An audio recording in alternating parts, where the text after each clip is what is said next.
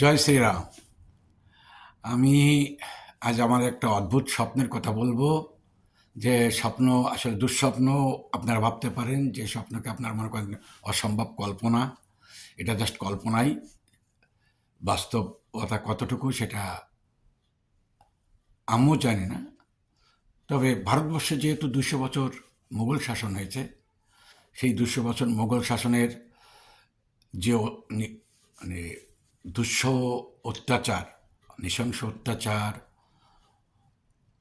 সহ হিন্দু সংস্কৃতি ধ্বংসের যে পরিকল্পনা করেছিল এবং তারা যতটা বাস্তবায়ন করতে পেরেছিল, সেই শাসনের বেড়াজাল থেকে মুক্ত হয়ে ভারতবর্ষে যদি আবার সনাতনী শাসন ব্যবস্থা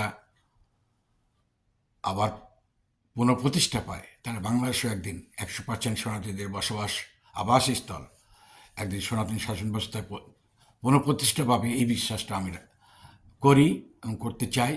আমার এই বিশ্বাসের সফলতা কামনা করছি আমি নিজেই। আপনাদেরকে সবাইকে গৌরিক অভিনন্দন। জয় শ্রীরাম।